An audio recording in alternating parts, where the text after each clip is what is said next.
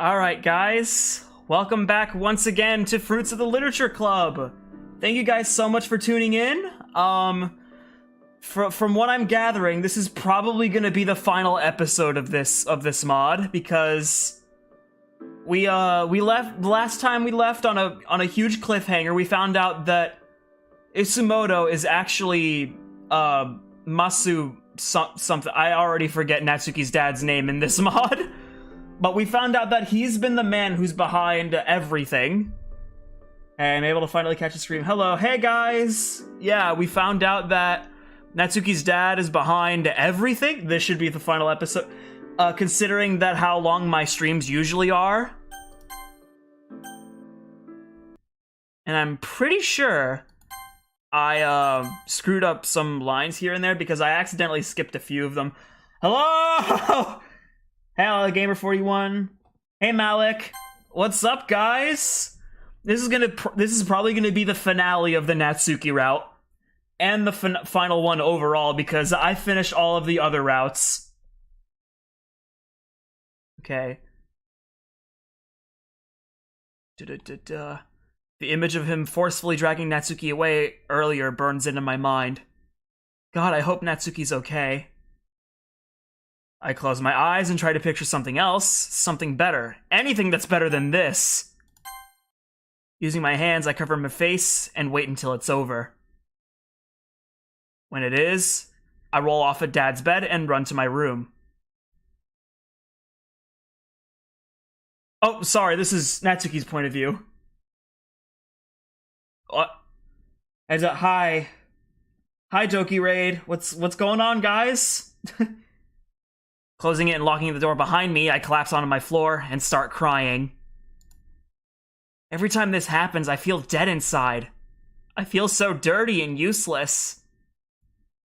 Is my worth only to do that? Gagging on the floor, I consider throwing up to get the taste out of my mouth. I'd much prefer the taste of my vomit than bile forces itself up my throat and into my mouth. Placing my hands against my mouth to prevent it from coming out, I swallow it back down. Gross. If I throw up here on the carpet, he'll beat me again. Not to mention, it won't be easy to clean. Ugh! Mustering the energy to pick myself up off the floor, I manage to catch a glimpse of myself in my mirror. I'm disgusted with myself. Grabbing some clothes from my dresser, I quickly put them on to hide my body from myself. Tears blurring my vision to the point of near blindness, I sit down on my bed and lower my head. I can't believe any of this. Everything is going downhill. Resting my head in my hands, I slowly allow my tears to fall. An hour passes and I've managed to calm myself down enough to lie on my bed and rest. Looking out my window, I watch the stars and the clouds in the distance pass. The moonlight shines through my window, just barely illuminating my room with a pretty blue glow. Come to think of it, it's pretty hot in here. I should open the window to cool off. Dad never ever lets me touch the thermostat, and I don't think that's gonna change anytime soon. He's just in the shower right now, cleaning himself off. I never even had the opportunity to do that. I never do. Lifting myself from my soft and comfy bed, I reach my window and prop it open. A gust of cool air enters my room and immediately starts to cool me off. Ah, that feels nice. Small part of my imagination taking over, I close my eyes and picture myself in a grassy field with tons of fresh air and freedom. But a door slamming downstairs rips me from my daydream and back into reality. Natsuki! Oh god, why is he screaming? Get your ass down here! Involuntarily, fear forces me to comply. I run to my door, open it, and head downstairs. Before I can reach the bottom, however, Dad appears around the corner and grabs my hair. As his large hands grips a chunk of it, he pulls me down the rest of the stairs and into the living room. Ow! What are you doing? Look at this. He picks me up by my hair and then lowers me to the ground, forcing my head to look at the floor. On the ground are remains of what used to be my school uniform. When we had gotten home earlier, he tore them off of me. Why haven't you cleaned this up yet? You're a goddamn slob, and I'm so sick and tired of it! Dad, you never gave me the chance. Ah! Dad slaps the right side of my face, causing my head to jerk and my hair to be pulled. This does not make me look good! How do you think I feel? You ripped my clothes off and dragged me upstairs against my will! He slaps the side of my head again, causing my mind to go blank and my vision to turn blurry for a moment. In my stunned daze, he lets go of my hair, and I drop to the ground, slamming my already sore knees against the wood flooring. How dare you talk back to me like that? I made you! I put a roof over your head, gave you a bed to sleep in, and food to eat. I even go out of my way to deal with your incessant friends. And all you happen to think is that I don't care at all. Well, you know what? You're just an ungrateful little bitch. That's it. I've had it with you. When my vision clears and I'm able to shake myself out of my daze, I walk around the room, staring at me with violent intent in his eyes. Granted, he's been horrible for me to years, but he's never been this bad before. What's wrong? Something else stressing him out? He paces around the room, getting angrier and angrier at me doing absolutely nothing, especially something that I honestly had no say in. Looking down at my tattered and destroyed uniform, I can sense he's only getting more and more frustrated with me. What is he gonna do? At this point, I'm so scared that my hands won't stop shaking. Scared that even the slightest of movements will cause him to strike me again. You know, if your boyfriend was still alive, he'd buy you a new uniform. But unfortunately, he's gone. He's dead and you're alone like you always will be. But you won't have to worry about that for long. Is he gonna kill her? He walks over to me and kicks the tattered remains of my uniform away. When I look up, his gaze meets mine, and the look in his eyes solidify the panic that bubbles within me. He reaches down and picks me up by my shirt, lifting me off the ground and raising me to his eye level. Well, what are you doing? He turns around and slams me into a wall. Ah! He brings his face inches from mine, making me wince and push my head against the wall. I don't want his face to be anywhere near mine. My voice cracking and coming out weakly, I try to get Dad to stop. Dad, please stop! Shut up! You have done nothing but be a problem for me. And I'm sick of it. And I have no choice but to cut all ties. What? Very quietly under his breath, he speaks those words, sending a surge of shock throughout my body. What does he mean by that? He moves his hand to my neck, and with both of them, he starts squeezing. Oh my god, he really is gonna kill her!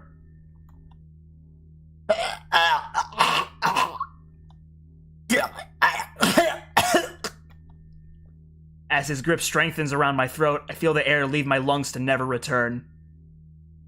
My face starts to feel extremely hot, and the panic finally starts to set in. Using my nails, I try to claw at Dad's arms to get him to let go. His eyes stare directly into mine, making me claw faster and faster out of fear. However, even though my nails are considerably digging into his arm, he doesn't budge. Why is he doing this? What did I do to deserve this? Dad, I'm sorry! He pulls me away from the wall and slams me back into it. Gah? The back of my skull must have left a dent in the wall or something. I can feel the indentation of it. He loosens his grip on me, and I manage to take a big breath of air in. But just as quickly as I can, he retightens his grip on my throat. Desperately trying anything to get him to stop, I try to swing at his face. But I can't reach. He's put himself just outside the scope of my reach. This is it. I'm gonna die by my own father's hand. Why did it have to be this way? I thought he loved me. I thought I was his daughter. What type of father does this to his own child? As my lungs burn and my vision starts to tunnel, my mind goes to one thing. Diverse. At least, I'll be able to see him again. Dad loses his grip on my throat when someone knocks on the front door, allowing me to take a breath as he looks between myself and the door. He contemplates what to do as I gasp for air against the grip of his leathery hands. The door knocks again, louder and harder this time. Involuntary gasping for air, I try the only thing left to save myself. Help me! Help! You little bitch! He starts to continually slam me against the wall like a ragdoll until I go limp. My back, my head, my neck, they all hurt very badly. My vision goes dizzy again and I feel strangely weak, like I'm in a daze. Open the door! Shouting is heard at the front door, which prompts Dad to look away. Even while staring into space uncontrollably, I feel Dad's grip on me weaken. Open the door now! What the hell? Don't tell me it's already too late. A loud crashing sound comes from near the front door, which startles me out of my dizziness and back into conscious reality. That gave me a freaking heart attack! Do I have to... Actually, nah, I guess I don't really need to right now. Anyway. A loud crashing sound comes from near the front door, which startles me out of my dizziness and back into conscious reality. The front door hangs off its hinges, and 3 people walk inside. A tall woman with brown hair and 2 men of varying sizes on each side of her.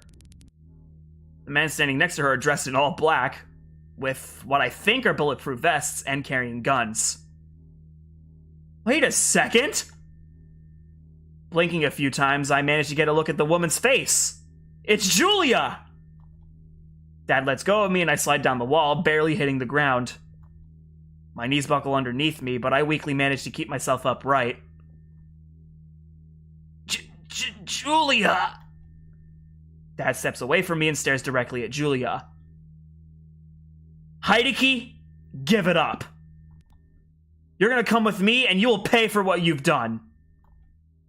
And what if I don't? Are you gonna take me by force? What are they talking about? Why are they calling my dad that? That isn't his name. If we have to, we will. Fine. He raises his hands above his head, and the two men on either side of Julia slowly walk toward him. When both of the men are close to him, they reach out for his arms. But almost in the blink of an eye, Dad grabs one of the guy's arms and throws him over his shoulder. So fast that I barely catch a glimpse of it. Huh? The other guy grabs onto Dad's arm and yanks it down, but Dad throws his left hand up against it. The guy's arm contorts up at an angle that makes me instantly sick. He lurches back, but Dad wraps both of his hands around the guy's head and... he instantly drops limply to the ground. The entire time, Dad's face remains sternly calm and unexpressive. What is he doing? What is going on here? Dad turns around and swiftly kicks the head of the guy he toppled.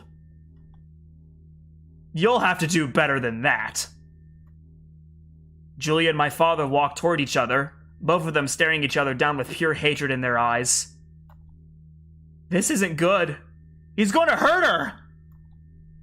From my angle, I can see a majority of my father's back. I can see a majority of my... Anyway, from my angle, I can see a majority of my father's back. But I barely catch something moving on my dad's wrist. Upon further inspection, it looks as if he has something hidden in his sleeve. He and Julia go to swing at each other, but I try to call out and warn her before it's too late. Julia, watch out! He has something up his sleeve! She quickly looks at me and then bolts backward. My dad's fist barely misses her, giving her a window to strike back. She lands a punch squarely into his nose, but he doesn't flinch. He reaches forward and grabs onto her throat, ducking herself down and rotating his hips so he can throw Julia across the living room, just by her neck alone. She breaks her fall with her arms and rolls forward, allowing her to stand up with ease. Whoa!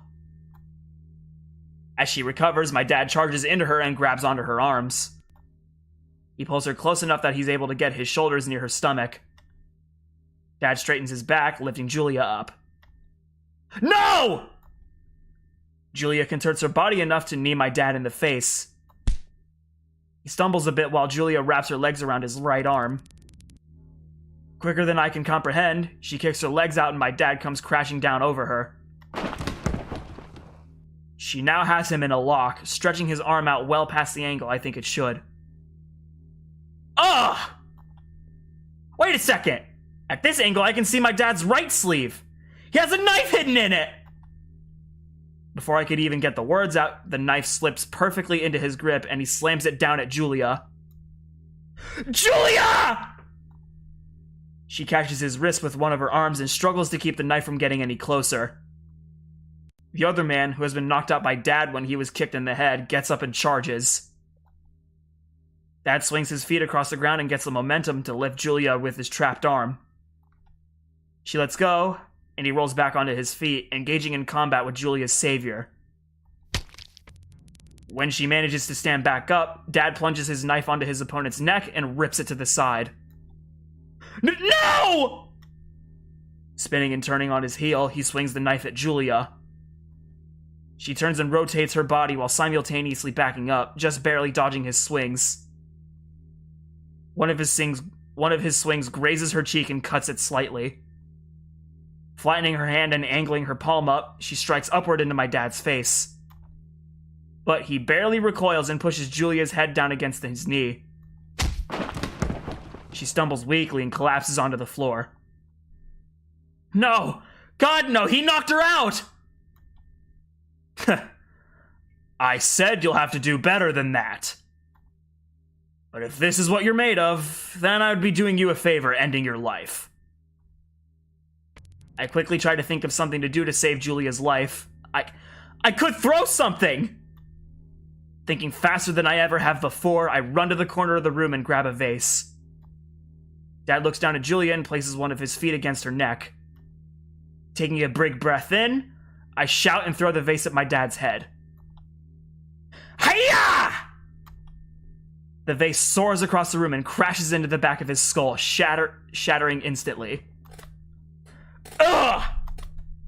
He turns around to look at me, his eyes as terrifying as they ever have been. You little... He removes his foot from Julia's neck and starts to charge toward me. Oh my god, oh my god, oh my god! Sprinting to the stairs, I start to climb them, almost 3 steps at a time. He barrels after me faster than I've ever seen him move before. Stretching my small legs as far as I can, I get to the top of the stairs and race to my room. Locking the door behind me, I stare at it and back away. Loud and panic-inducing thumps grow closer and closer at an almost unimaginable speed.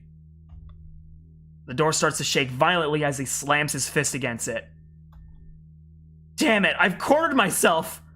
I can't get out from here!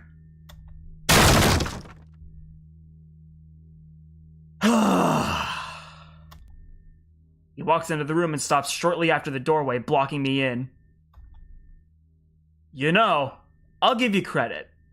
That was a smart idea back there. But every smart idea has its cons. You'll die before her, Natsuki. Dad, please! You don't have to do that. Yes, sweetheart. I do. Just don't struggle. I'll make it quick for you. You're my daughter, after all. I can give you special treatment. He steps towards me and grabs onto my neck, lifting me straight off the ground and into the air. No, no, no!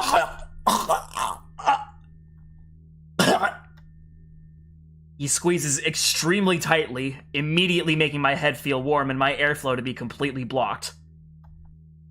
I was in the middle of talking when he grabbed me. I have almost no oxygen in my lungs. Gripping on his wrists and desperately kicking my legs out to hit him proved to be completely useless. His grip on me. I can't... My eyes start to water as I look down onto his. But through the blur of my tears, I see a shadowy figure rise up behind my dad and wrap an arm around his neck. Dad drops me to the ground and I start to cough and gasp for air. Every breath I take feels like I'm inhaling ice. It stings so much. Crawling backward away from my dad, I see the figure throw him over their shoulder. Dad lands on his back and rolls upright. Eventually, I get to the corner of my room and helplessly watch what happens. You have a lot of nerve distracting me from what I was doing, Julia. Dad slightly raises his fists and steps to the side. The figure steps into the faint blue light of the moon. My name isn't Julia Hideki. He's alive?! Diverse is alive?! Oh, wait, hold on, what?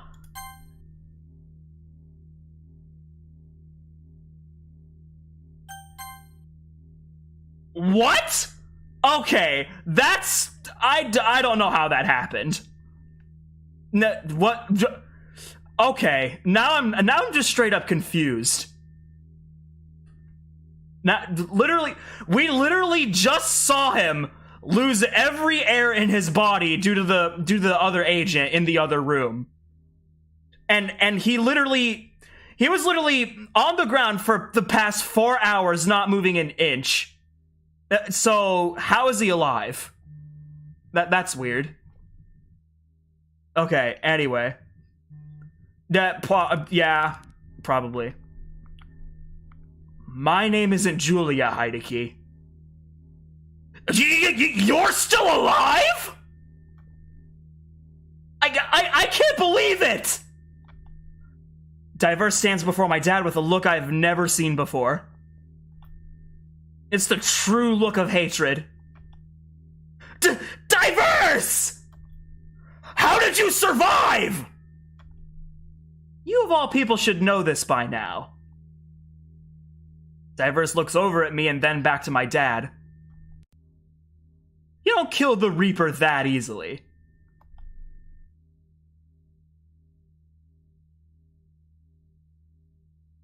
Okay, it's literally gonna tell us how. As I lose energy and weaken, I can't do much about this guy strangling me. I tried everything I possibly can, as little there was. My lungs, still filled with a decent amount of air, burn to release and take in more oxygen. But with how tightly wrapped the wire is around my neck, I'm unable to do either. In this situation, you can't measure how long your target has left to live, so you wait until they stop moving.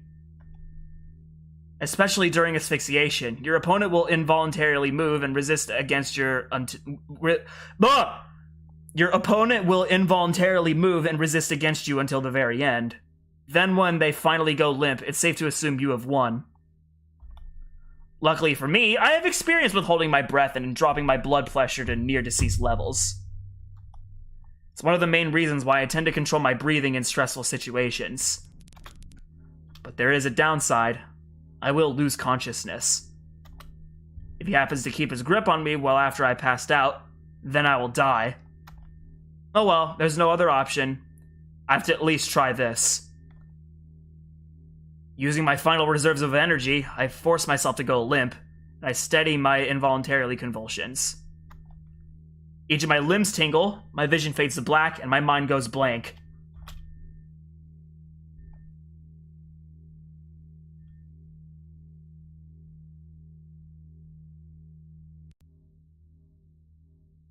The world begins to phase into my vision slowly and obscurely. Like I'm viewing everything at a frame per second. An intense and severe migraine resonates within my skull. Struggling to sit up, I rest my left forearm on the concrete floor to prop me up. With my right, I rub my eyes and notice a single figure in the room with me. The agent that had attacked me is nowhere to be found, and the metallic desk from earlier is upturned. As the world clears and sharpens with my vision, I look at the figure specifically. Smaller build, thin and curvy body structure, and black hair tied into a ponytail. Her face becomes pallid at the sight of me raising from the dead. You look like you've seen a ghost. No, I've seen the Grim Reaper himself. Pushing myself with my forearm to sit up, I rest my head on my neck. Miyuki stands frozen, unable to move, and having a very hard time speaking. Pressing against my neck with my hand, the raw skin from the wire stings sharply. Judging by the way the desk and the chairs are strewn about the room, I'd say that the agent who attacked me has been caught and taken in. It wouldn't be too far off to say that Miyuki probably has a medical team coming down here to retrieve my body. Which could actually work out in my favor. How long until the medical team gets here? Less than a minute? Cancel them, but tell Julia they took my remains. Huh? You don't want her to know you're alive? No. It's best that for No, it's best that for now everyone thinks I'm dead. Including Julia. She stands there before me, apprehensive. Listen, I'm really sorry about how I acted earlier. The entire reason for this was to draw out the traitors and I wave my hand up to stop her from talking. I understand. I had a hunch. You did? When? Right around the time that looming oaf wrapped a wire around my neck.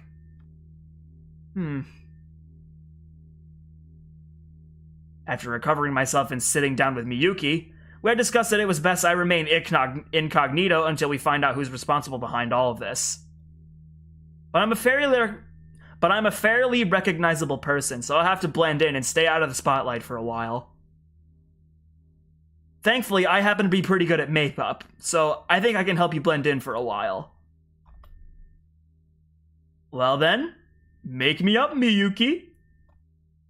She turns and hides her blushing face, proving to me that she has considered that before. Julia will be leaving the office soon to retire for the night. She's extremely exhausted from, well, you know. Just let me know when she leaves, and I'll go into it. No, I'll escort you. I can't risk you being seen entering a division chief's office alone. You have a point there. I guess I have no other choice then, huh? I'm afraid not. Just come with me and make sure you cover your neck when walking past someone. Yeah, I'd imagine the discolored line across my neck would be a red flag to passersby. Extremely. She reaches behind her head and adjusts her ponytail. After, she extends her hand out to me. I'm relieved that you're still with us, Diverse. I, too, reach out my hand and wrap it around hers. Through the softness of her hand, I can feel it gently quiver. After all, I assume some jittering is normal after an event such as this. But after we end our handshake, I follow her carefully around the building until we get to Julia's office. After Miyuki and I make sure Julia's gone for the night, she ushers me into the office and sits me down. She leaves for a few minutes while I sit in the dark office and think to myself. I hate to have to play dead for a while, but I can't afford to have anyone figure out that I'm still alive. Miyuki has a lock on the medical team and has informed Julia that my body cannot be seen yet, so we have the road covered. However, the hard part is remaining away from Natsuki and the girls until this is over. But it isn't like I have any other choice. Now that I'm dead, the search for this operation's kingpin will be much easier. There won't be anything for them to hide behind to get close to me. But before I can delve further into thought, Miyuki returns to the room with a large, overly complex makeup kit. And before long, the mark around my neck is covered up, and a few features about my face have been changed to make me less recognizable.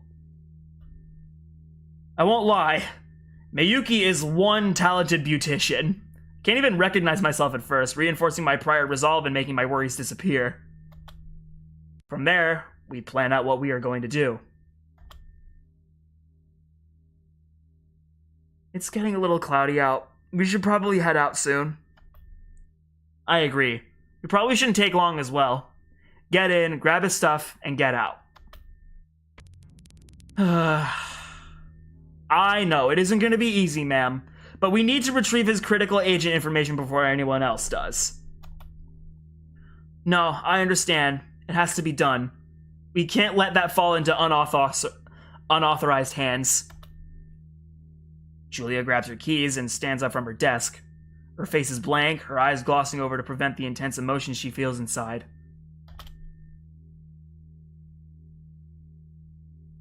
So, the agent said that Eastern Branch sent the order? Correct. It doesn't sound right to me, but I can't help but feel that may be true. Yeah, I feel there is some merit to it, but I haven't the foggiest clue as to why EB would do this. I have no idea either, but I think I have a hunch. What is it? There has to be some sort of paper order that was created to even authorize the attack on you. If we can find that order, we have verifiable proof against the EB.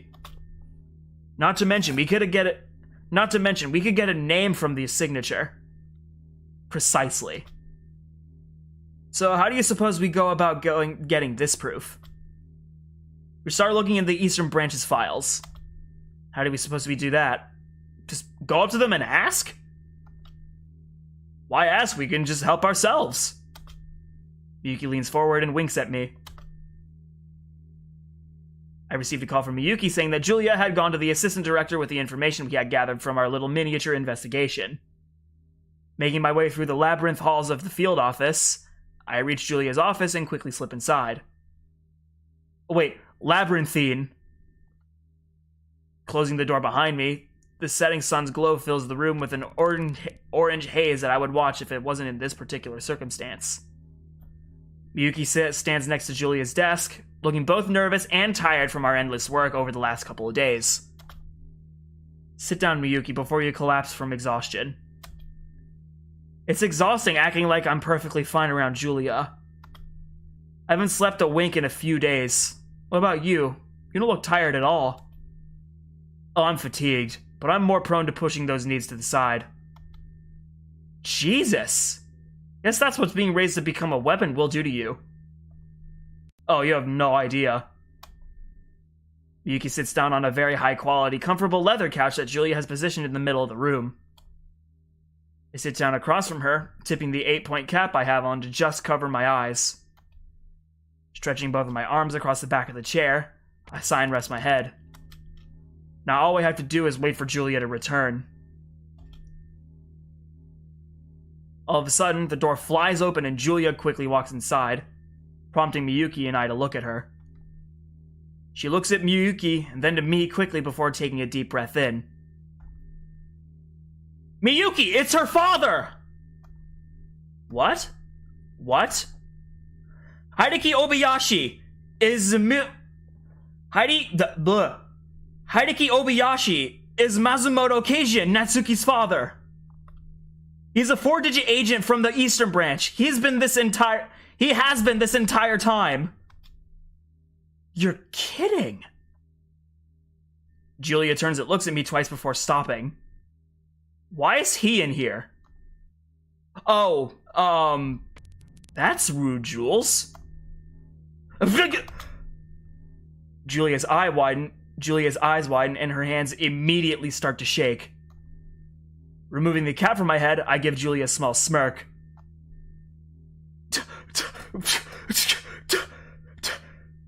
Diverse? As I stand up, Julia rushes over to me and wraps her arms around me. You're alive! Her voice softens to a very quiet whisper. Thank God! Her embrace on me tightens as she pulls me into her. I can practically feel her despair dissolve as she holds me into her arms.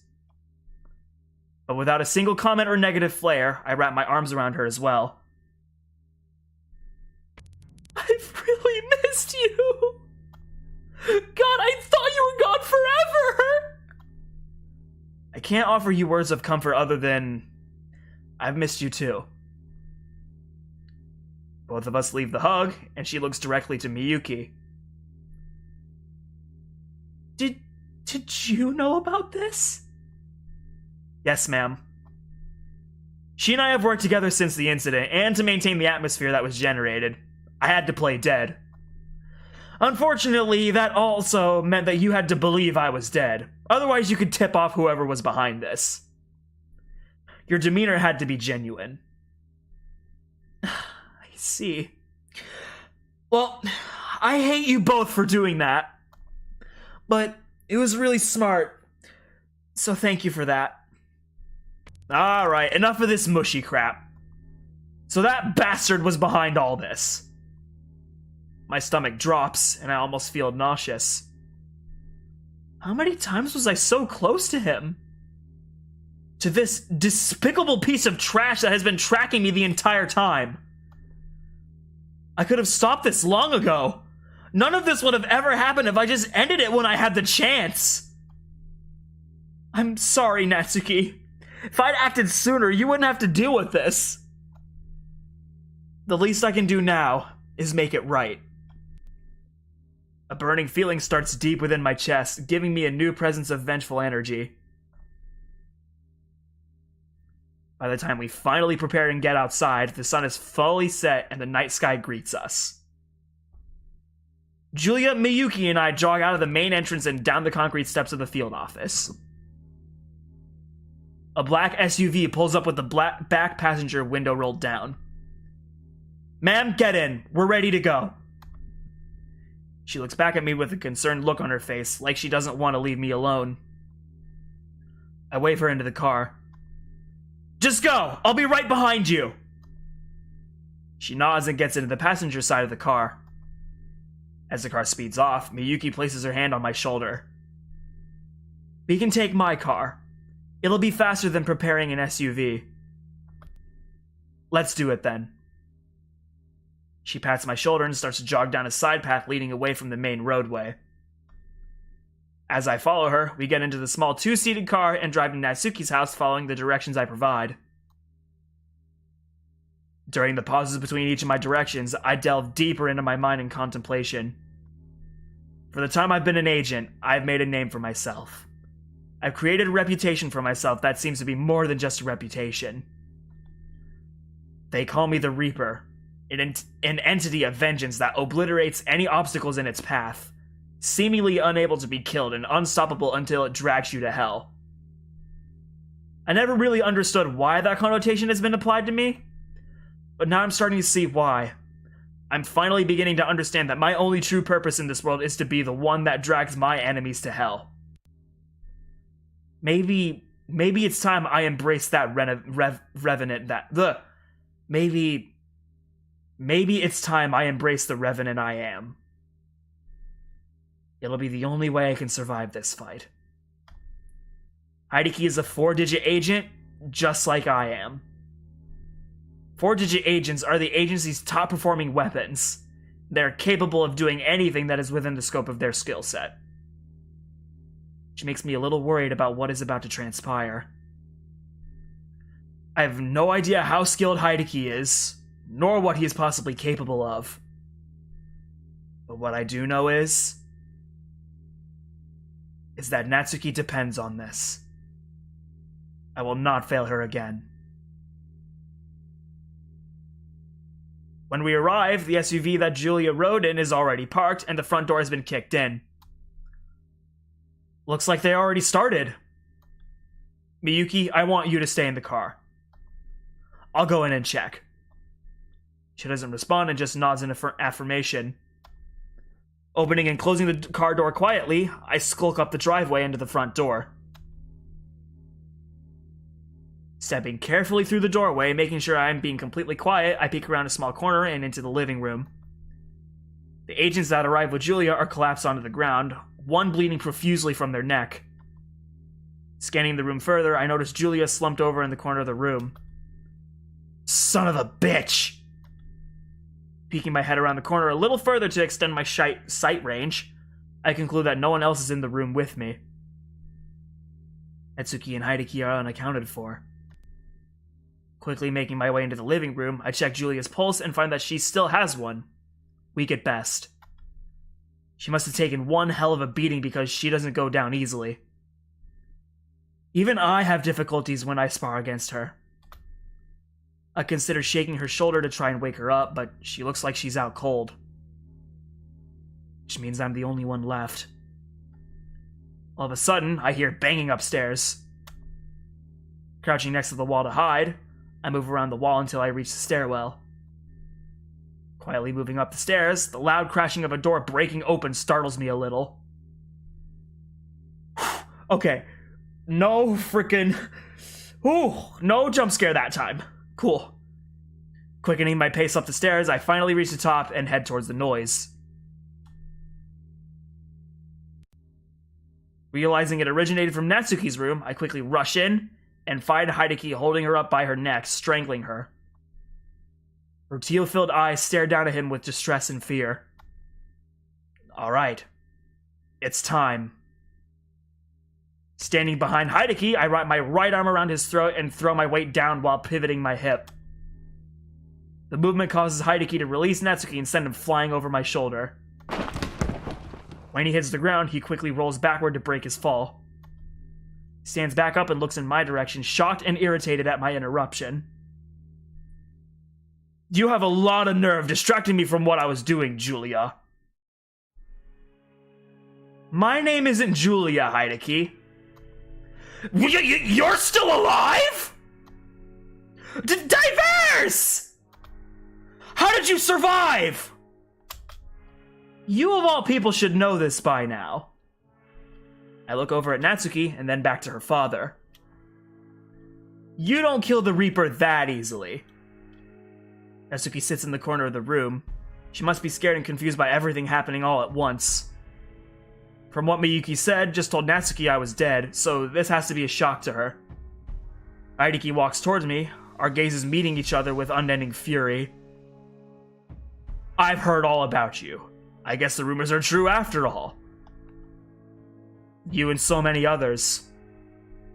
Central Branch's youngest, yet most effective killer. He eyeballs Natsuki after saying that. Yeah, you heard me correctly, Natsuki. Your boyfriend here is a killer. He mercilessly kills without a second thought. And of course, he hides it all from you so you don't suspect anything. She looks quizzically at me, unsure of what to think or feel. I'm aware of the monster I've become, but I'm nowhere near your level. How could a father abuse his daughter like you do? You're the monster here, Hideki. I don't need to be lectured by an overconfident brat. Especially one that is wasting time and effort for someone so unimportant. Do not talk about your daughter that way! Natsuki's more important to me. Whatever you say. One man's trash is another's treasure. Hideki quickly grabs a lamp that was sitting on Natsuki's bedside table and throws it at me. Throwing my left hand to the side, I block the lamp from hitting me in time to see the man charge directly at me. His shoulder collides into my chest, and the impact from it feels as if I had just been hit by a truck. Gah! My body's thrown back against the wall, nearly knocking the wind out of me. Struggling to keep my knee strength, I stand back up fully and catch my breath. He charges at me again, readying his right hand for an overhead strike. Throwing my left foot out and touching the wall, I kick off and get away just in time. Managing to get behind oh fuck, sorry. Managing to get behind him before he recovers, I grab hold of his left arm and try to twist it. Once I have it at an angle I can use to my advantage, kneeing him is my only option. Breathing in and out, I shove my right knee directly into his back. Expecting him to recoil and try to get away, I pull his arm to close the distance between us. However, he doesn't recoil or even grunt. He twists his abdomen enough to elbow me in the face with his free arm. Dull yet acute pain permeates my skull, forcing me to let go of Hideki's arm and stumble backward. Unable to react quickly enough, he grabs my head with both of his hands and throws me down toward an incoming knee. Shit! If he manages to hit me with that, I'm gonna lose consciousness for sure. At the final second, I cock my neck to the left, forcing my upper chest to take the brunt of the blow. Wrapping my hands around his leg, now free for me to control, I push forward to throw off his balance. If I can get him to the ground, I can destroy his kneecap and immobilize him. Not bad, kid! Sensing something above me, I feel a crushing blow to the center of my back that almost causes my body to go limp. He's slamming his elbow down directly into my spine. Forcing my body to ignore the pain, I shove myself forward quickly enough to wrap my arms around Hideki's back. Kicking my another knee against his groin, I shove him backward and into the wall. He hits much harder than you'd expect. I have to avoid taking hits as much as possible. If he manages to land a nicely placed shot, I would lose consciousness and that'll be the end. It isn't like I can be quick either. He hits hard and is just as fast as I am. Diverse, are you okay? Natsuki's scared voice cracks from the corner of the room. Don't worry about me. I want you to get out of here. It isn't safe. But I can't just leave you! Natsuki, if I lose this fight and you're still here, you will die. So do as I say. Run! Natsuki timidly gets off the floor and, while staying near the wall opposite of her father, leaves the room in a hurry. Hideki looks at her and gives me the opportunity to strike. Grabbing a book from one of Natsuki's shelves, I throw it at him and hit him directly in the face. Did you just throw a book at me? You threw a goddamn lamp at me! We both charge into each other and start throwing hooks and jabs, barely missing each other with each attempt. I fake a kick, and when he reacts, I slam my elbow opposite to him against his temple. Wrapping my arm around his neck and positioning him into a lock, I start to barrage him with a frenzy of knees to the stomach. But he manages to lift me off the ground with just his upper body, while he is still in the headlock. He runs as fast as he can into the wall behind me, slamming me into it. Damn, now he has me pinned to the wall. My lock doesn't hold up to this sudden attack on my body. Fuck. Sorry. My lock doesn't hold up due to this sudden attack on my body. Hideki easily slides out of it and throws his dominant fist into my face. I manage to catch his next swing with my hand and barely save myself. Hideki grits his teeth and tries to pull his hand away to ready another strike. While keeping my grip on his fist, I raise my knees and plant both of my feet solidly against his chest. Taking a deep breath in and out, I push against him with every ounce of my strength. After dropping to the floor, I roll out of his way as he gets back up.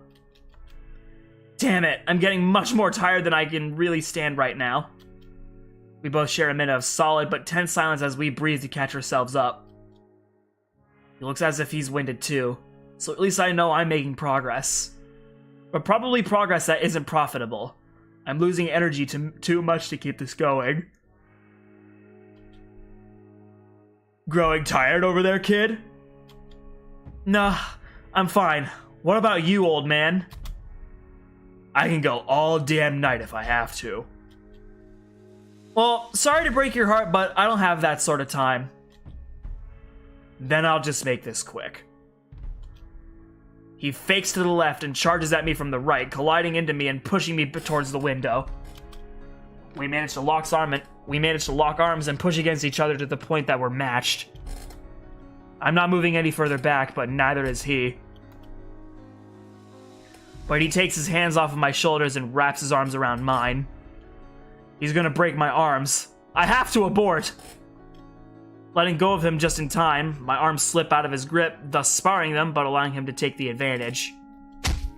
I take another extremely hard impact against my face, and I lose all of the footing I had to defend myself. He uses his body weight to shove me closer to the window, opening himself up to an uppercut. Using a majority of my strength, I slam my fist against the underside of his chin. His head cocks up abnormally, and he loses his footing for a second, nearly falling onto me. I'm unable to anticipate him kneeing me in the stomach and knocking the wind out of me. My body's still in shock and struggling to breathe. He wraps his hands around my throat and pushes me against the open window. Alright, this isn't good. He's planned this entire thing out. He purposely waited for me to attack, then knocked the wind out of me just so he could finish me off easier. I can barely move. I'm pushed against the lower half of the windowsill, so any chance of moving is null. He pushes He pushes further toward the window, causing my back to arc outside.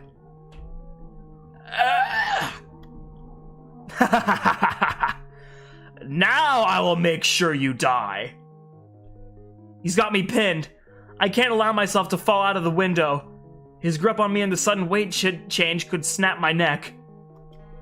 And I can't fight back since I'm out of his reach. I try to slam my elbow against his arm to break his wrists, but that does nothing except oh my fucking god. I try to slam my elbow against his arms to break his wrists, but that does nothing except expend the energy that I need to think. Damn it, come on, Diverse, think! If this is how I'm gonna go out, I might as well glare him to death. Yeah, that's right, Hideki. I'll kill you with my eyes. That's the least I can do. His eyes widen and he lets go of me. My body forcing itself to take a breath, I start to cough profusely, unable to regain control of my breathing. Glancing out of the corner of my eye, I see Hideki reach toward his back. He turns. I notice something that both relieves and terrifies me. Natsuki's jumped onto her father's back and is digging her nails and teeth into him. And her small stature works out for her and her small stature works out her. Excuse me. Okay. And her small stature works out her for in this circumstance too, as Hideki's barely able to reach her. She saved my life. You're goddamn crazy, Natsuki. I continue to cough while trying to move, but my body sucks in so much air at a time that it makes it hard for me to focus. Get off of me, you little bitch! Natsuki practically growls as she attacks her father. Trying to focus and perform my breathing exercises again, I start to feel the fuzziness in my head dissipate. But unfortunately, as I finally regain my composure and turn to face the beast in front of me, Hideki has managed to grab Natsuki's throat, ripping her off of his back. Excuse me. He angles his hips and pivots his abdomen, throwing Natsuki against the wall by only her throat.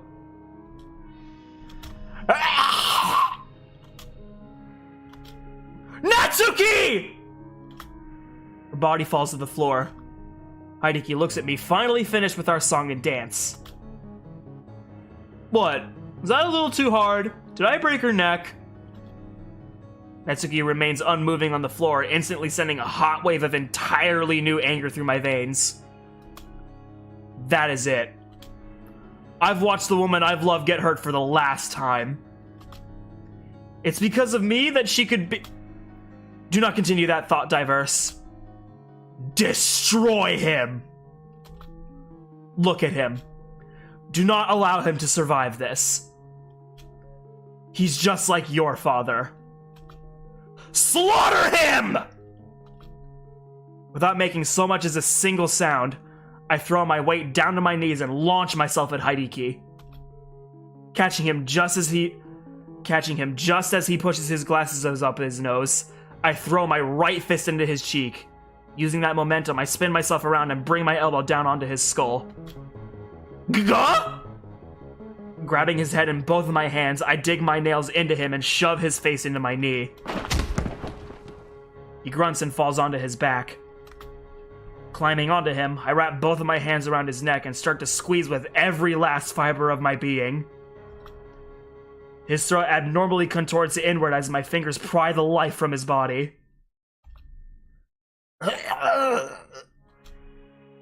He struggles to breathe, and I focus my vision directly onto my hands. It tunnels to where only my hatred and my anger can watch him die. Suddenly, something slams into the side of my head, knocking me to the side and stunning me. Placing my left hand on the source of the pain, I feel a warm sensation run down my finger. Pulling it away, I see that there is a bead of blood covering it. Shattered remnants of a ceramic lamp lie around me and Hideki. He shuffles back to his feet, and I do the same. Damn, that hurts! The constantly tingling ache from my skull makes the left eye wince, inhibiting my vision. After stabilizing myself, I stare him directly into his eyes while he dusts his white dress shirt off. Wiping my bloody hand on my shirt, I grip it back into a fist to reassure myself. It's not too uncommon, but after receiving a pretty heavy blow to the head as I have, some find it hard to fully regain the strength in some of their limbs. This includes being unable to fully strengthen your leg, or in this case, grip your hand into a fist. Taking one deep breath in, I charge at Hideki. Narrowly ducking under his fist, I slam mine into the side of his head. But he grabs onto my wrist and begins to throw me over his shoulder. Ah, damn it! He managed to grab hold of me and now has me over his head.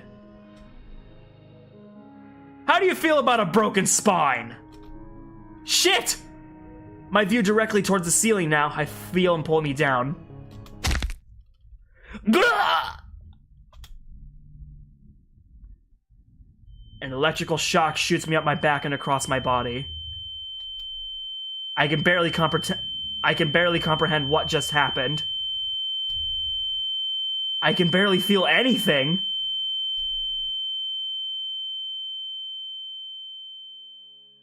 Ow? As the world faces back into my perception, an intense aching pain originates from my back. Hideki slammed my back onto his knee in an attempt to break my spine. But judging from the fact that I can feel this pain and move my fingers, I think it didn't hit hard enough to break anything. He pushes me off of his knee and down to the floor. Ugh, I need to get up and keep fighting. I can't just lie here on the floor like this. He grabs onto my hair and my shirt, pulling me up to eye level with him. You know, you put up a good fight for what you are. You're definitely the most tenacious bastard I've ever had to kill. Born and raised. One of his fists slams into my face, the sheer force behind it nearly disconnecting me from consciousness. I try to knee him in the stomach, but the blows I am taking are just taking too much energy to bear. I'm focusing everything on his hits, so I can barely do much else in spite of my fatigue. He readies another fist. I try to catch it with my hand, only to fail and slightly block his impact. Feeling more and more strength leave my body, I go slightly limp in his grasp. Damn it! My plant won't work at this point! He's already beaten the hell out of me to the point of near unconsciousness. I'm so tired. I can barely bring myself to make my fist anymore. No. I force myself to make another Mom! Hi! Mom, I'm streaming! Oh, hello, I'm sorry, hello! Mom! Goodbye. I'll talk to you in a little bit. I'm pretty sure I'm almost finished. Alright, that was funny. Alright, anyway. Oh shit. My plan won't work at this point. Oh my god, ha ha ha. No, it's fine.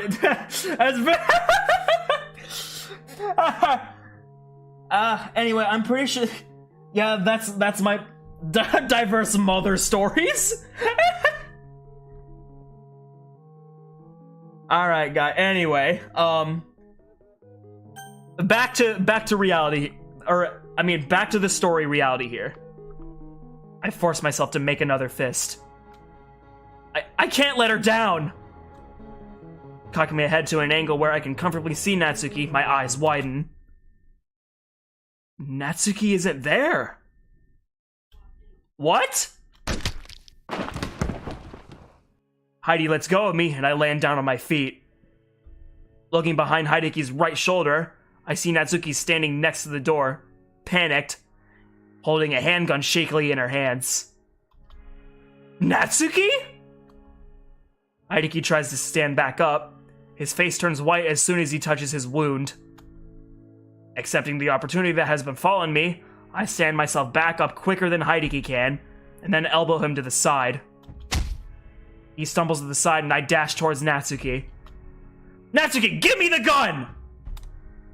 She holds out the gun, but before I even have the chance to grab it, I hear it pounding behind me. Hideki is recovered and it's coming right for us. Quickly reaching the gun and Natsuki, I pull her close to my chest and point the gun at the tyrant approaching.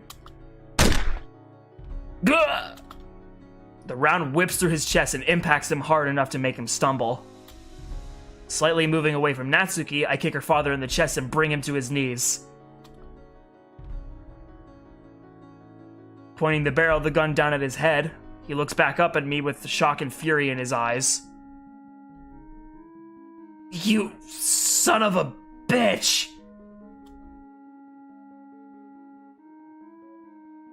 You brought this upon yourself, Hideki. Hold on. Also, Diverse, you got an important choice. Oh, okay, so this is the good and bad ending choice, I think. Yeah. You brought this upon yourself, Hideki. You've toyed with an innocent girl's life, putting her through horrible conditions and atrocities, all for your own gain. I'm her father! I can do whatever the fuck I please with her! You're no father. A father wouldn't do any of this. And how would you know how to parent, huh? When I have a daughter of my own, I will not become the monster you or my father were. Such bold words coming out of the mouth of a hypocrite. A hypocrite protecting a cockroach, no less. Natsuki remains close to my side, watching the coming circumstances. Well, if you're gonna kill me, give the gun to my daughter. I prefer it to be her that ends my life. Natsuki's grip on me instantly tightens, assuring that she regrets hearing that very deeply. If I give the gun to Natsuki, it's gonna make her decide whether or not to kill her own father. That isn't a decision anyone would be ready to take at that moment, regardless of who their father was. Natsuki's still a girl, and fragile at that. The decision would weigh too heavily upon her.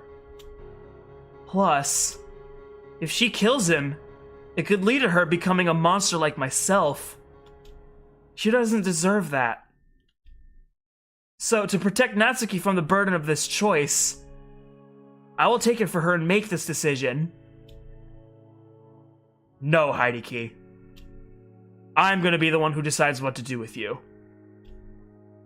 Huh? What? I'm not gonna let her live with the weight of this decision bearing down on her for the rest of her life. So, to vindicate her of this responsibility, you're doing it yourself. How noble. Keeping the barrel pointed at the wounded man's head, I try to contemplate what to do with Hideki Obayashi. After all, he is Natsuki's father. But she isn't safe around him. He's caused her more pain than she will ever know. He's become a severe threat to myself and the Central Branch. He's a 4-digit agent from the company, so killing him won't go over well with relations between the branches.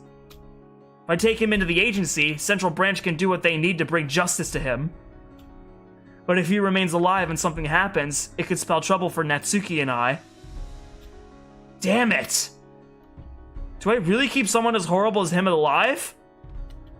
Or do I end everything right here and face the consequences later?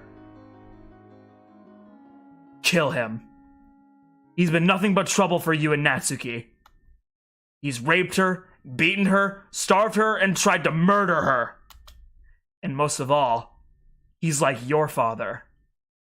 If you had a gun to your father's head right now and this was him, you'd pull the trigger without warning. Hideki Obayashi is just like your father, Diverse. Do it. Kill him.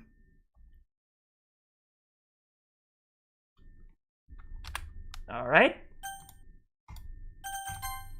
Just save so I can, Just to save so I can see both endings. Let me think. Good or bad for... then again, I don't really care if I get which one first because... Knowing how I like Natsuki, I don't really care. But the story is really, really good, so... I'm gonna try and pick the good ending first.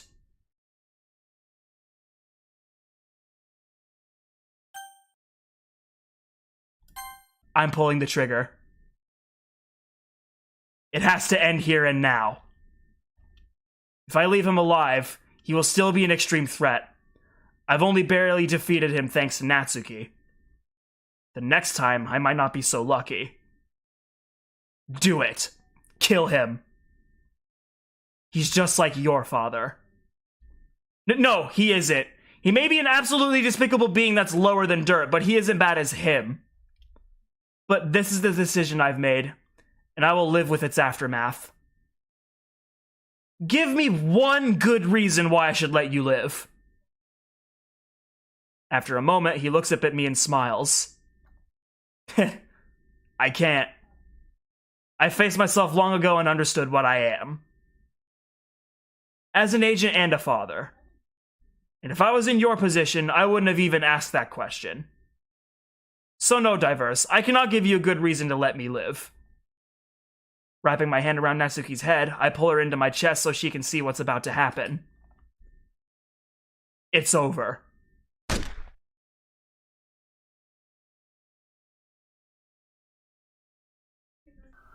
And he's dead. He's finally dead.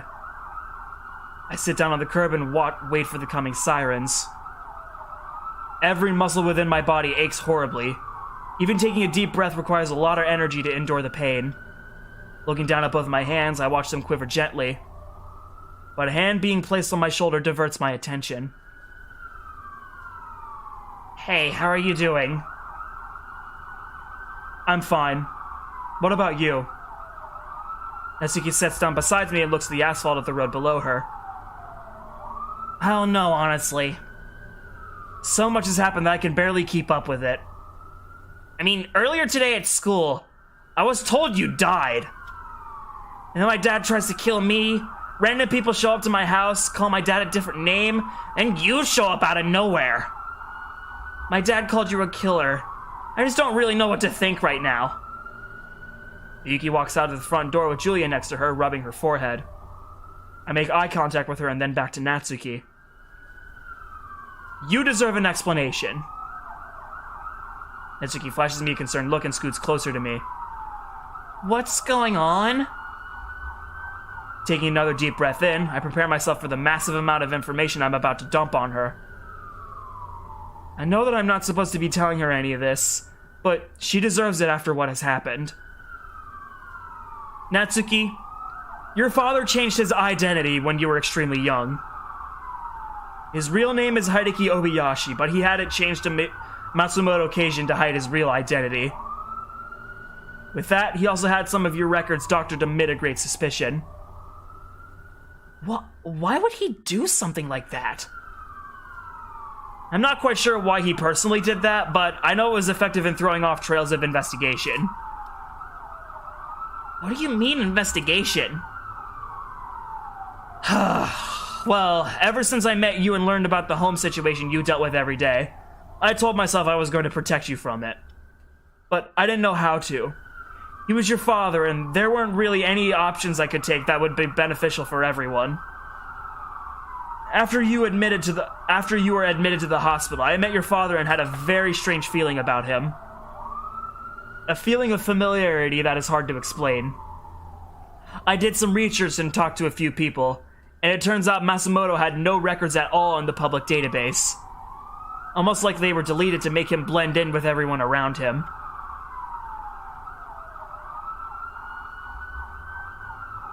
Natsuki's face proves she is having a hard time processing this. So out of courtesy, I pause and give her some time. But how did you do any of that? That's where I was eventually going to lead. Natsuki, do you remember what I told you about my job? As little as it was, yeah. You were called when you were needed to help when staffing was low for the day. That's a front that I tell people. What your father said about me was right. I do kill people. I'm an agent for an organization I can't tell anyone anything about. I'm asked to do specific tasks, and I follow through with them as I was trained to. Like an assassin? Poor choice of words, but it's probably best I don't go into too much detail regarding that. For your safety, of course. But it turns out that your father was employed by my organization and had extensive connections as a result.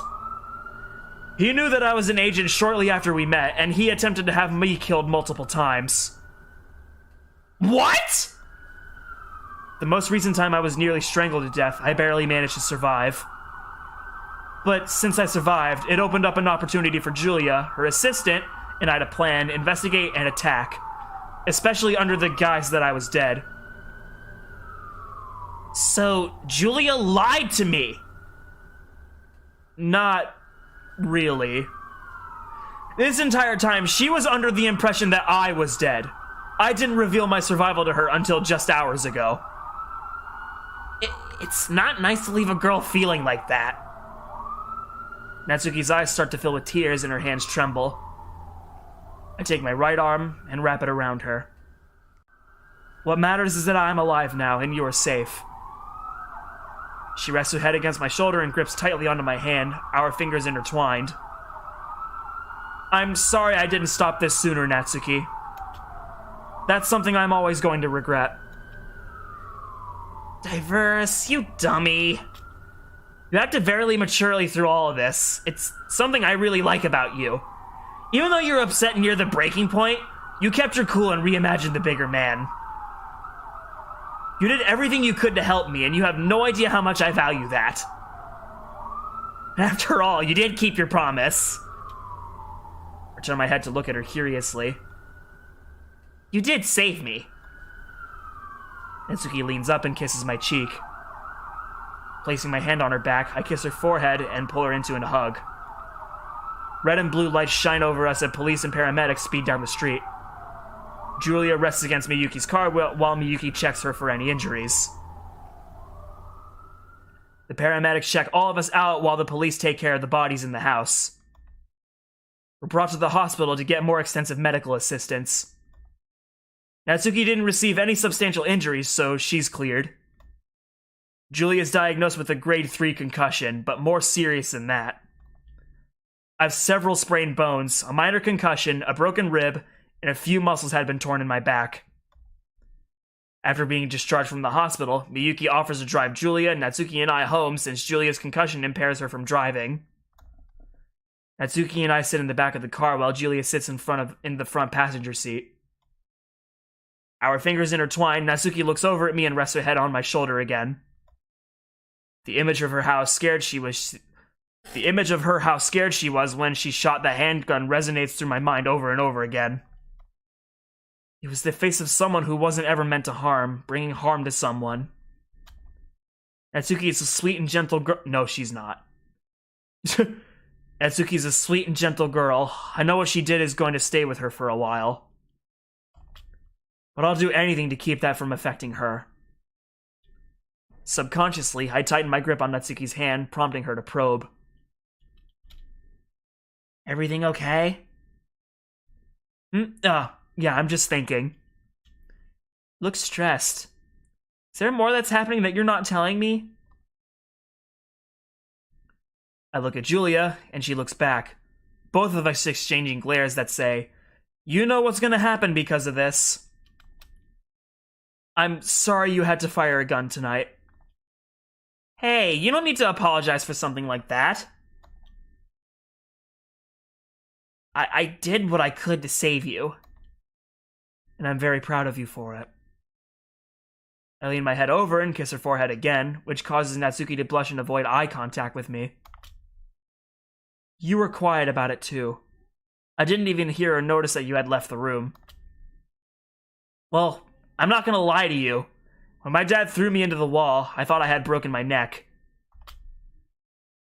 It hurt to move and it hurt to breathe. I thought I was gonna die. But I saw how much you were trying for me. I felt... Natsuki looks back up into my eyes, her pink diamond eyes sparkling in the moonlight.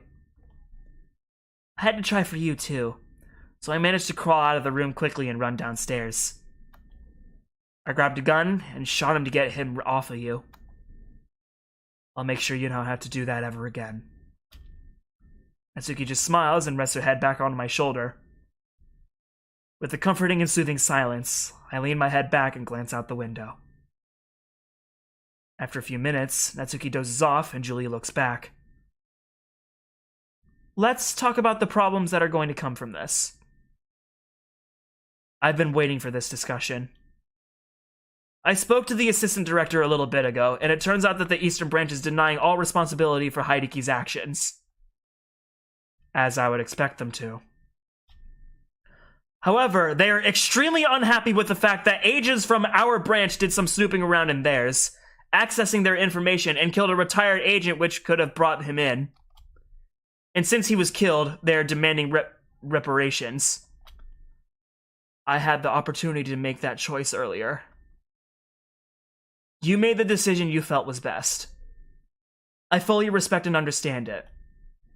You did good, Diverse. I needed to hear that. Thank you, Julia. The car finally pulls up to my driveway where Natsuki and I step out. She rubs her sleepy eyes and yawns while I close the door behind us. We're finally home. What a long week.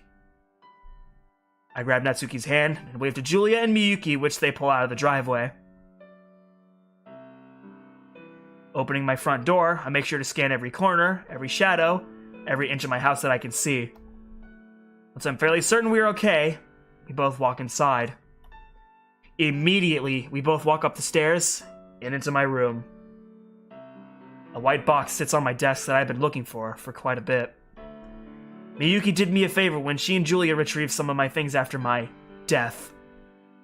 I take the box and walk out of my bedroom with it.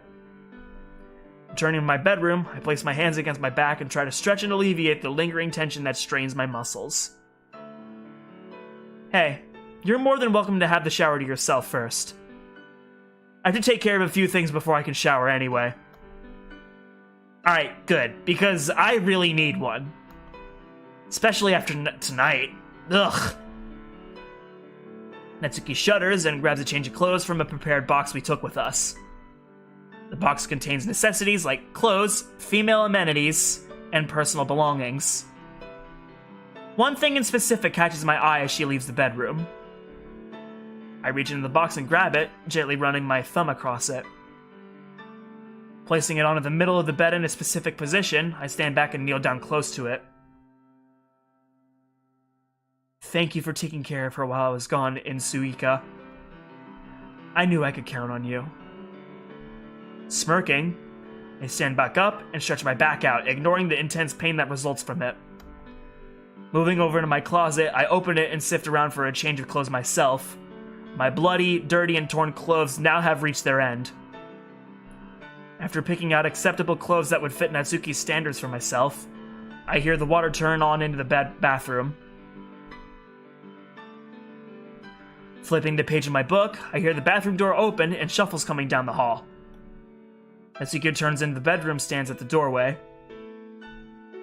Well, look at you! Well, look at you! Did you get these for me? Yeah, I was planning on surprising you with them later on, but, well, you know what happened. I love them! Fabric is so soft and the pattern is my favorite! I thought so. You look adorable in them. What? I'm not cute! There we go. Natsuki places both of her hands against her hips and looks at me scornfully.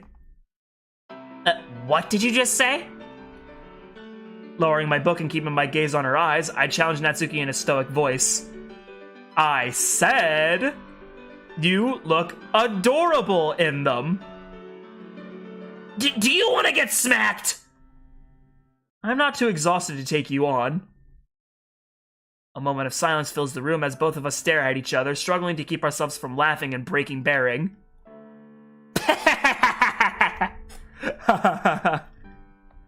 Mentally marking where I am in my book, I close the cover quickly and place it on my desk. If you'll excuse me, I'm gonna take my shower now. You should lie down and get some rest. That sounds like heaven right now. You don't know what kind of day I've had. I can only imagine, sweetheart. I stand up and walk over to Natsuki as she stands in the doorway. Wrapping my arms around her, I squeeze her tightly and close my eyes. You won't be having those kinds of days anymore. Thank you so much for everything, Diverse. I love you. As she says those words, I can actually feel my heartbeat throughout my body. I haven't felt like this since... I love you too, Natsuki. I pull away from my hug, and Natsuki's smile turns to a devilish grin.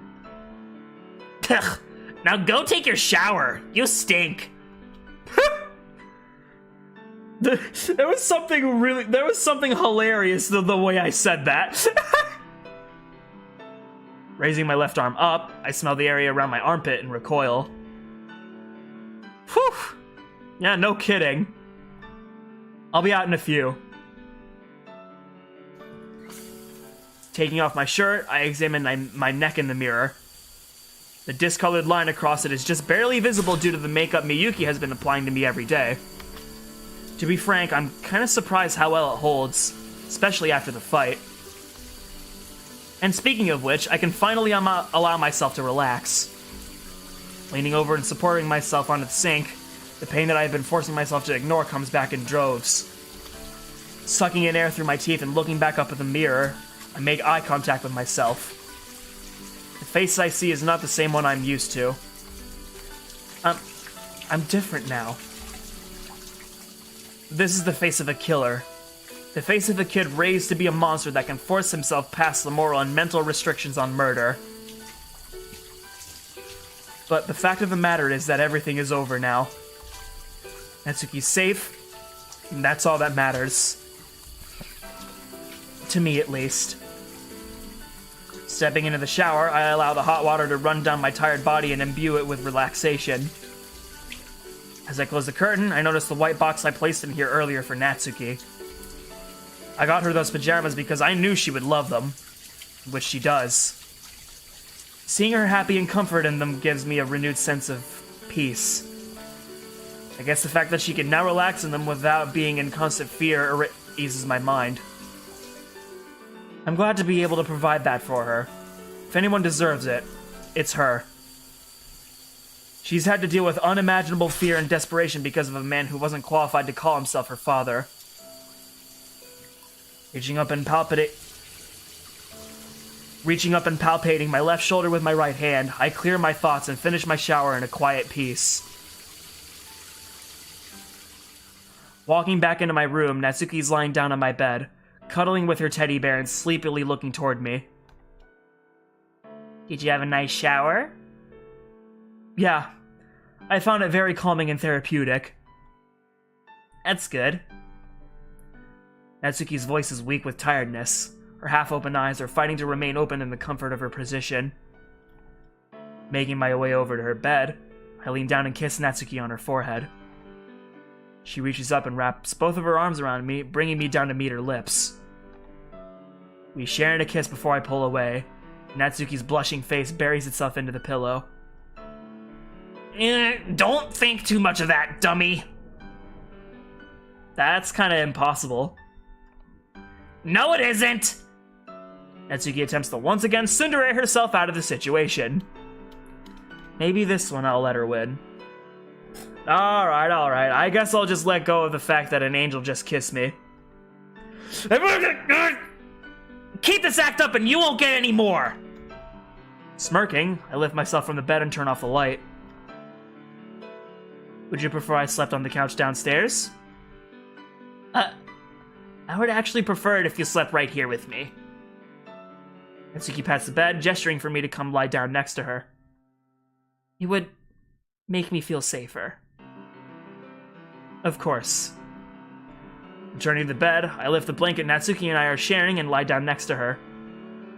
She hesitantly scoots closer to me and rests her head onto the pillow facing me. We both look into each other's eyes for a while, saying nothing, but communicating with our eyes. Natsuki finally looks like she can rest peacefully for once, and I'm glad I can make that happen for her.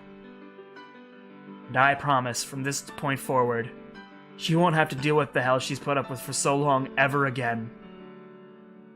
Natsuki's eyes finally close, and as she slips into sleep, she smiles. I wrap my hand around hers and grip gently.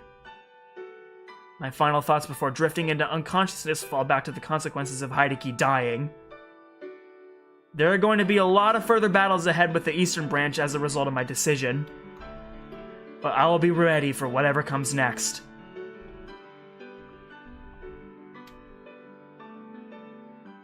Even a monster can listen to his heart. Alright? So yeah, I did predict the good ending. Yes! Alright, let me look at the comments because I have not. Pretty sure they're all just commentating about the DiverseX next what? And alligator! What? No! DiverseX Natsuki, you freaking gross. Okay, anyway. Oh, I love these clothes, but oh, cute. Yeah. Uh-oh, stinky. He faked his death for scamming Hideki. Stream started 60. Yeah. I have 1 hour and 30 minutes. www. Okay, so yeah, I didn't want to look at the chat just to make sure that I was right or wrong about my decision that I made on the thing. So I got everybody's good at ending predicted except for Yuri's. But then again, her bad ending wasn't really that bad, honestly.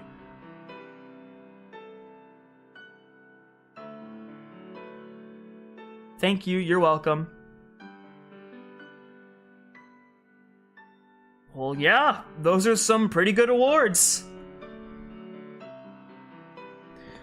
Your patience is for me more powerful than... We finished this mod after 5 months. Yeah, that's probably my main gripe with this, that's probably my main gripe with this mod. It is so long. And there are some grammar mistakes here and there, but such as every mod that I've played. Alright, But we're not quite done yet. We're still not quite done yet. Yep, now we're gonna take a look at what could have been the bad ending. Yeah, I didn't want to do this one because if he'd probably do some more things with the Eastern Branch and get the other department like shut down. Natsuki would probably be suffering more since he's still alive, that kind of thing. Yeah, I was uncomfortable with this one, so I didn't want to pick it. I wanted to listen to Diverse and pull the trigger on him. Okay. Don't pull the trigger. Here we go. Here's the bad ending. It's based off of the visual novel. Well, every single mod of DDLC is based off of a visual novel. You tend to forget that, Zach. Alright, anyway. Keeping the barrel pointed at his head, I come to terms with the decision I'm making. If I leave him alive, the agency will know what to do with him. As much as I hate him, I can't bring myself to kill the father of the girl I love. I can't let my revenge-fueled anger overtake me and make a decision like this irrationally. Pulling Natsuki in a tight hug with my arm, I look Hideki into his eyes menacingly. I'm not going to kill you, Hideki. I see. You'd prefer I suffer a life of regret for the decisions I've made, huh? Couldn't have said it better myself. Our people would decide where you go and how you suffer. Everything you've done, you've had it coming to you. You're one enemy that I will not drag to hell with me. True words of the infamous Reaper himself.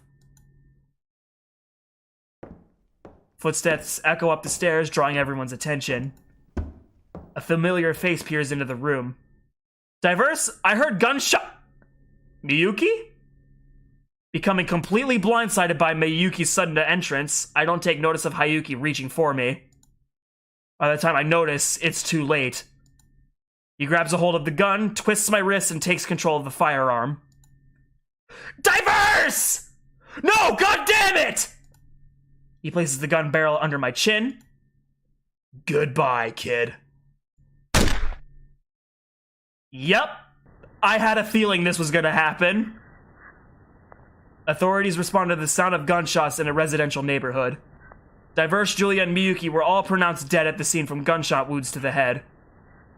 Hideki and Natsuki were never found.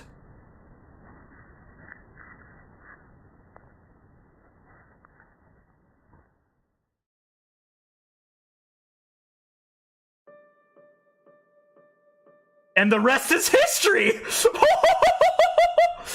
Holy shit! That was the shortest bad ending I could have ever possibly... Yep,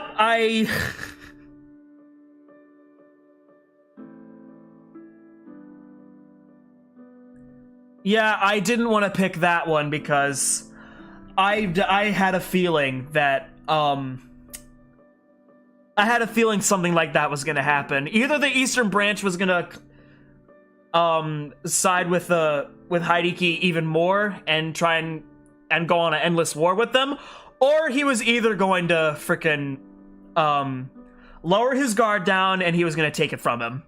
Anyway. Yeah, that's that is exactly what I thought was gonna happen.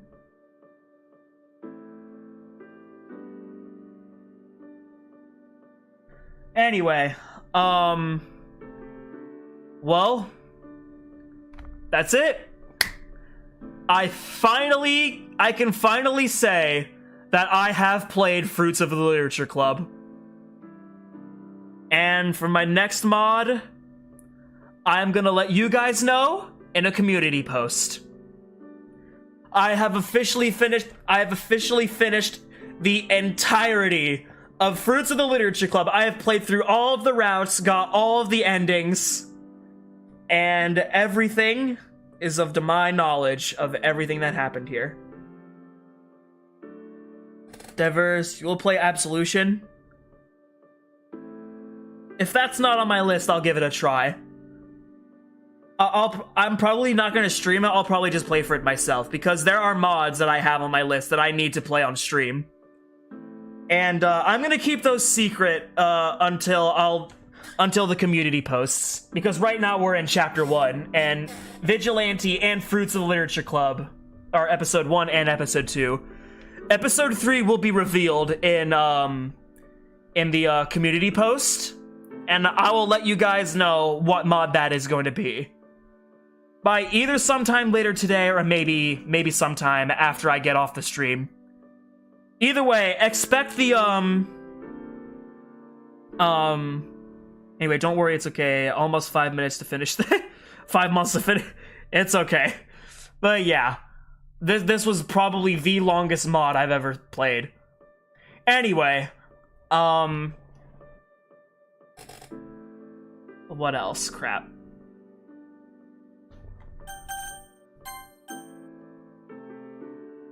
I'm gonna take a look at this. Support me and my works. Let's recognize them.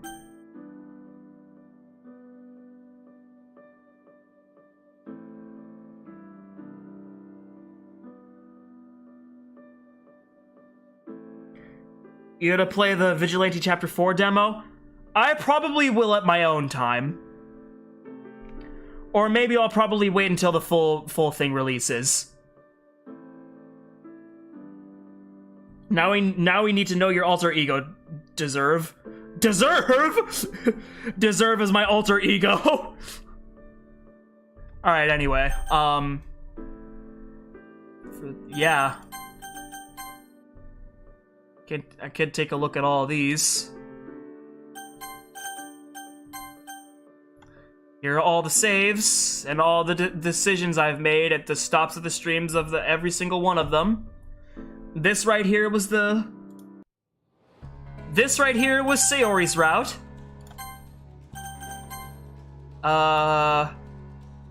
This right here was Yuri's route. Oh, no! Oh, no! Oh, god damn it, no! I just overrid my Monica save! Fuck!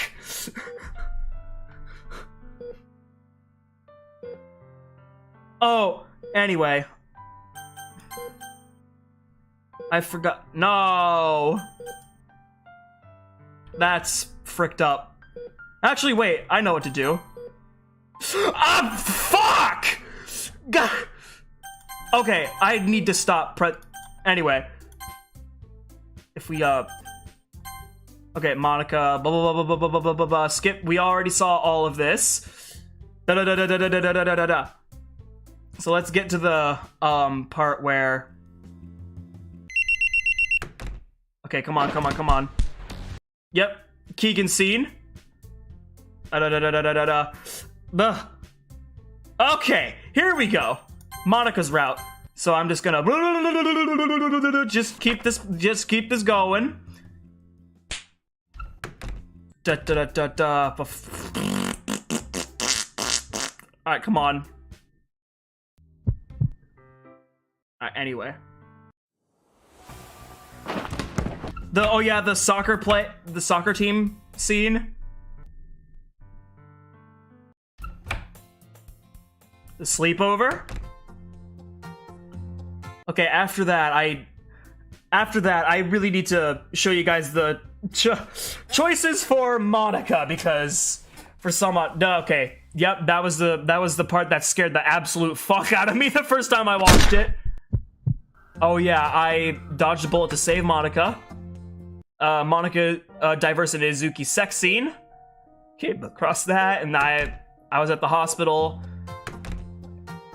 Da da da da. Still need to keep going. I think out of all of the routes, Monica and Sayori were probably the saddest for me. Oh, Jesus Christ! Okay.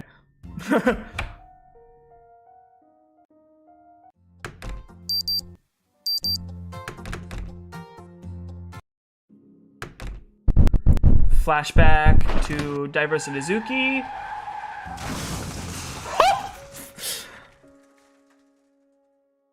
All right, come on.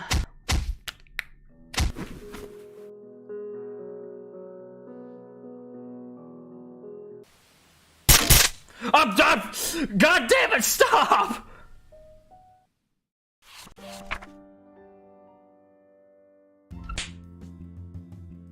Okay, that was after another scene change. Oh! Okay, yep. Come on. Oh, is this the choice part? Nope.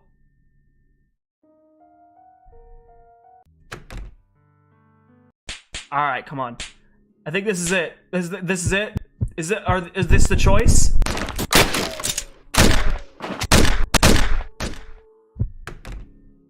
There we go. Okay, now I need to go back to the second page and overwrite this because that was a stupid decision. And now I need to load back, go to another one of these, and just...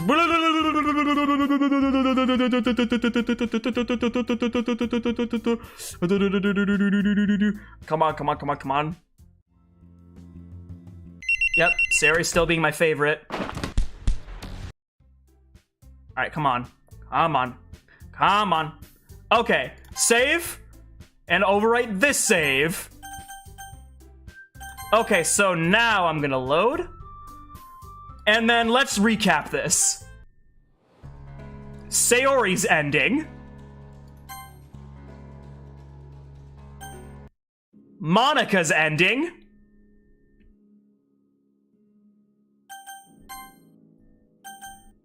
Yuri's ending. And then finally, Natsuki's ending. Alright. Yup. That is Fruits of the Literature Club. Oops, I meant main menu. If I had to round up my overall thoughts of this, I'd say this is a very high C but very low B. Because I feel like some parts of it does drag. The writing in this is absolutely ridiculously amazing, so that does make it really good.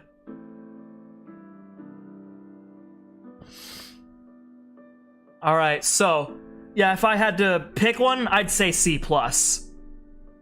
It isn't perfect, but it does what it does in a really good way. So, in all, I'm really happy I played Fruits of the Literature Club, and I'm really happy that I played this and got through all the routes, because it's a really good mod. Yuri's route was kind of the most underwhelming one, because didn't really give me any emotions. The bad ending wasn't really that emotional, because I kind of expected it to happen with the choice that I took. But anyway, Natsuki had me invested. Monika's was really interesting because they added another character in there.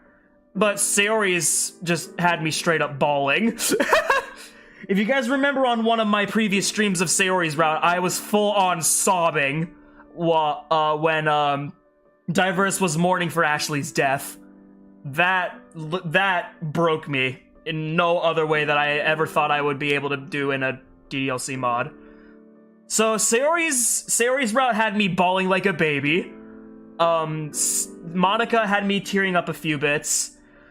I was really invested in Natsuki's route, and for Yuri, I thought, oh, this is really interesting, though.